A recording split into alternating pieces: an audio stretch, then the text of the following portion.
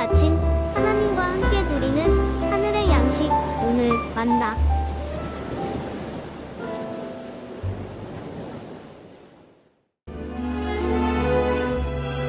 하나님은 우리에게 은혜를 베푸사 복을 주시고 그의 얼굴빛을 우리에게 비추사 주의 도를 땅 위에 주의 구원을 모든 나라에게 알리소서. 하나님이여, 민족들이 주를 찬송하게 하시며 모든 민족들이 주를 찬송하게 하소서. 온 백성은 기쁘고 즐겁게 노래할지니 주는 민족들을 공평히 심판하시며 땅 위의 나라들을 다스리실 것임이니이다. 하나님이여, 민족들이 주를 찬송하게 하시며 모든 민족으로 주를 찬송하게 하소서. 땅이 그의 소산을 내어주었으니 하나님 곧 우리 하나님이 우리에게 복을 주시리로다. 하나님이 우리에게 복을 주시리니 땅의 모든 끝이 하나님을 경외하리로다.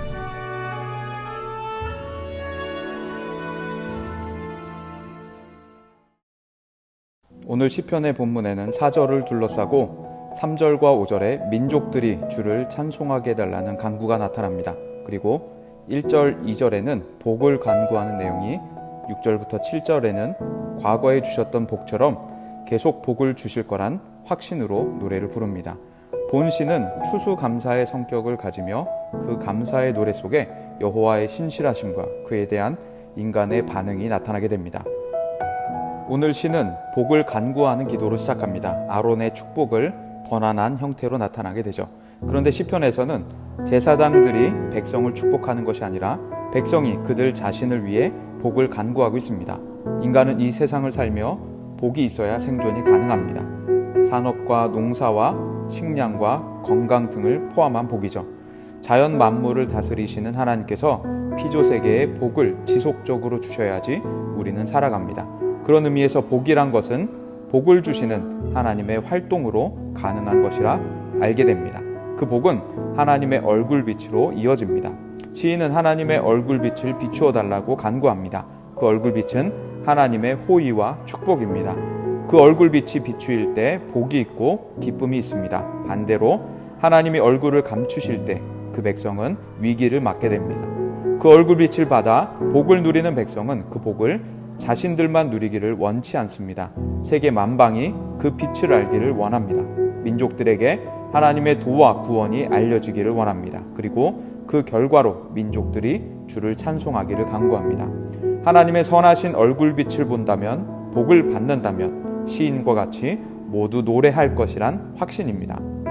4절, 5절에는 복에 대한 인간의 반응이 나타납니다. 하나님의 복은 사람으로 기쁘게 하고 노래하게 합니다.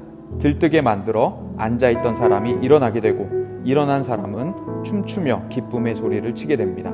하나님의 공의는 백성을 돌보시고 변호하시고 세상의 정의를 드러내시기 때문입니다.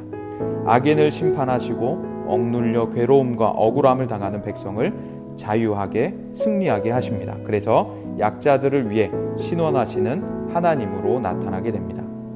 6절과 7절을 보면 과거에 대한 감사와 미래에 대한 확신이 나타납니다. 하나님은 이스라엘에게 복 내리셔서 풍년을 주셨습니다. 이스라엘의 추수는 기쁨이었습니다. 시인은 그 경험과 기억을 되살립니다. 그리고 과거에 은혜 주신 하나님은 지금도 신실하시다고 노래합니다. 그리고 그 미래를 확신하게 되죠.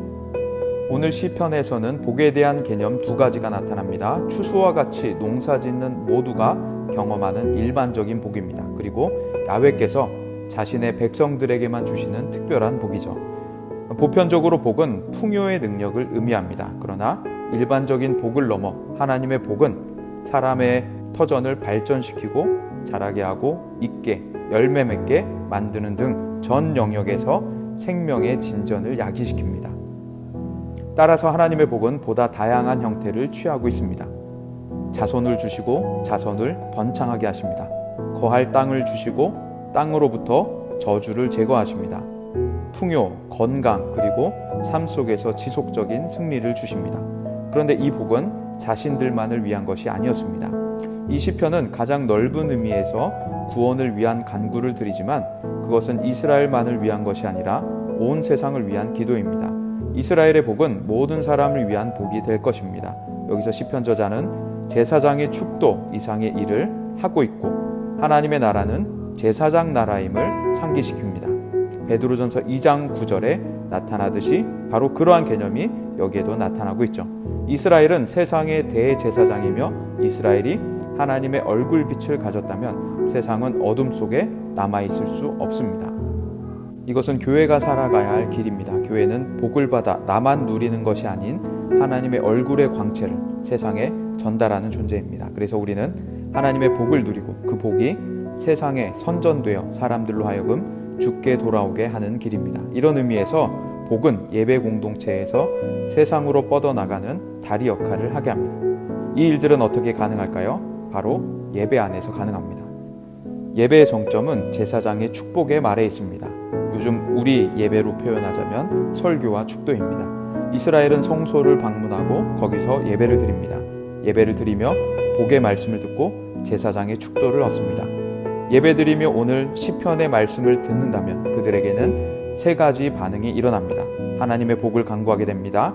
그리고 세상에 하나님을 선전하고픈 마음을 갖게 됩니다. 그리고 하나님의 지속적인 복을 확신하게 되죠. 추수 때 풍년 주신 하나님을 기억합니다. 그리고 그 하나님이 계속 돌보아 주시고 승리 주실 것을 확신하게 됩니다. 예배는 바로 복을 받으며 동시에 복을 보장받는다는 것을 확신하는 것입니다. 복은 예배와 그 모든 의식들을 통하여 개인들과 공동체에 성취되고 확고해지고 증가됩니다. 그리고 예배가 끝날 때의 축도는 성소에서 받은 복이 예배자들과 함께 삶 속으로 가게 됩니다. 예배자들의 삶 모든 영역을 하나님의 지속적인 복과 연결시키는 기도인 것이죠. 예배 안에서 복의 말씀을 들으며 소망하시고 확신하시길 바랍니다. 그 복이 삶 속에서 실제로 일어나시길 축복합니다. 그리고 그 복이 세상의 다리로 놓여 여러분의 삶을 통해 하나님이 드러나시길 기도합니다. 하나님 주시는 복으로 오늘도 기쁨 충만한 하루, 그 빛을 누리고 전하는 하루 되시기를 간절히 기도합니다.